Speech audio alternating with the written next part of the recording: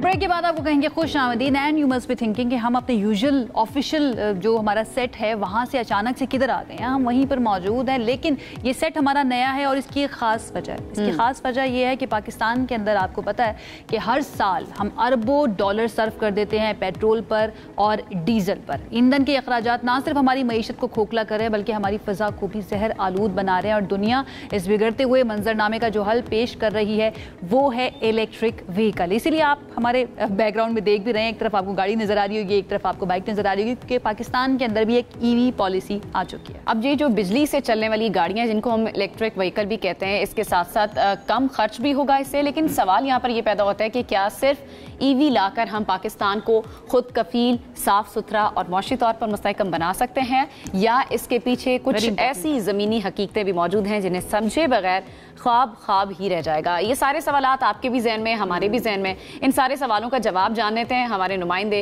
हुनैन अमीन ने खुसूसी पैकेज तैयार किया है, आपको दिखाते हैं।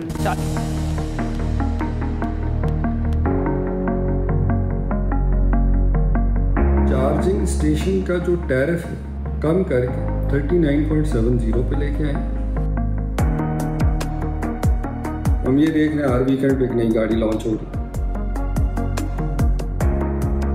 पाकिस्तान में इलेक्ट्रिक व्हीकल्स यानी ईंधन जलाने के बजाय बिजली पर चलने वाली सवारियां माहिरीन के मुताबिक बहुत ज़रूरी हैं, न सिर्फ फ़िज़ाई आलूदगी को कम करने के लिए बल्कि मुल्क के बहुत बड़े माली खसारे को कम करने के लिए भी। वो ऐसे कि चूँकि पाकिस्तान में ख़ाम तेल निकाला नहीं जाता तो ये बहुत बड़ी मकदार में बाहर से इम्पोर्ट किया जाता है, और इस इम्पोर्ट हुए हुए तेल का सबसे बड़ा मसरफ़ यही रोड ट्रांसपोर्ट जिनमें बाइकें, गाड़ियाँ, बसें, ट्रक्स वगैरह शामिल हैं।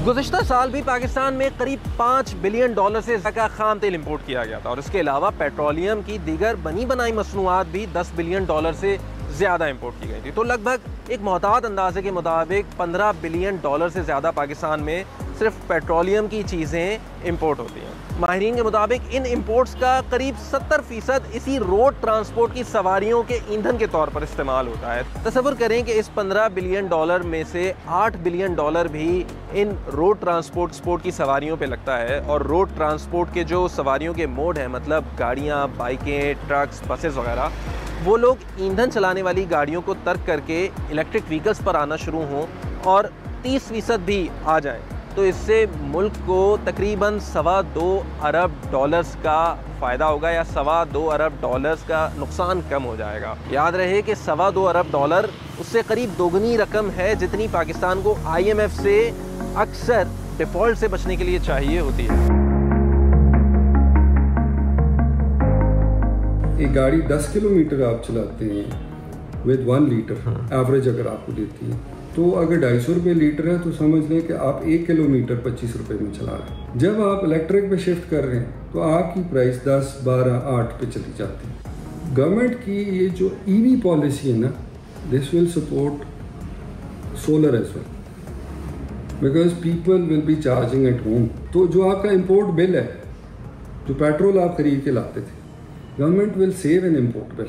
तो जो labour mobility in the markets, it will be way cheap. अगर हम दुनिया से कंपेयर करें कि फी 1000 लोग हमारे पास सिर्फ 18 गाड़ियाँ हैं। अगर हम इंडिया को देखें वो 150 है, अगर हम ब्राज़ील को देखें वो 200 से ज़्यादा है, और अगर हम बड़े ममालिक यानी कि US की तरफ भी देखें वो नंबर 1000 से भी ज़्यादा है, यानी कि फ़ी कस अगर वहाँ पे देखें तो 1 से ज़्यादा गाड़ी है। तो फिर हमें ये क्यों लगता है कि सड़क पे गाड़ियाँ बहुत हैं? उसकी वजह ये है कि हमारे शहर इतने बड़े फैल चुके हैं, और दूसरा कि पब्लिक ट्रांसपोर्ट की अवेलेबिलिटी नहीं है, जिसकी वजह से लोगों की मजबूरी है कि उन्होंने जहाँ भी जाना है तो गाड़ियों पे जाना। मोटर बाइक्स अगर हम देखें तो अब वो 50 से 60% घरों में है, और अगर हम ऐसे घर जो जिनके पास बाइक और गाड़ी दोनों है उनको अलग करते हैं, उसमें तकरीबन 4% ऐसे हैं। तब भी हमारे पास तकरीबन 55 से 57% ऐसे घर हैं जिनके पास मोटर बाइक्स हैं। इनके लिए शिफ्ट करना भी मुश्किल है, जहां एक शख्स जो कि 50, 60, 70 हज़ार का बहुत एंट्री लेवल बाइक अपनी ज़रूरत पूरी करने के लिए ले सकता है, अगर वो ईवी पे जाएगा तो उसको हो सकता है 1.5, पौने 2 लाख का मिले, यानी कि उसकी कॉस्ट डबल या उससे भी ज़्यादा होगी। तो पहला ये इशू है, और ये इशू और बड़ा इसलिए है कि आपका बहुत सबसे जो फाइनेंशियली लोअर तबका है वो तो 50, 60, 70 हज़ार के मोटर बाइक ही क्रेडिट पर ले रहा है। पाकिस्तान में जो बाइक्स आए हैं अभी तक, उनका जो चार्जिंग टाइम है वो बहुत ज़्यादा है। सो आप एक चार्जिंग टाइम बहुत ज़्यादा है और दूसरा उनकी जो रेंज है वो बहुत कम है। जिन्होंने कमर्शियल यूज़ करना है बाइक्स का, जिसमें राइड हेलिंग बाइक सर्विस भी है, जिसमें फूड डिलीवरी भी है, जिसमें कोरियर्स भी हैं, जिसमें सेल्स पर्सन भी हैं और इस तरह के और भी जो लोग हैं जो कि कमर्शियल यूज़ है, उनके लिए ये फीजिबल नहीं है। ये कंडीशन लगा दी जाए कि आने वाले 5 सालों में गवर्नमेंट जो है वो 50%, 60%, 70% गाड़ियां जो लेगी वो गाड़ियां इलेक्ट्रिक होनी चाहिए और उसके अलावा जो बाकी हैं उसमें भी हाइब्रिड को प्रेफर किया जाए।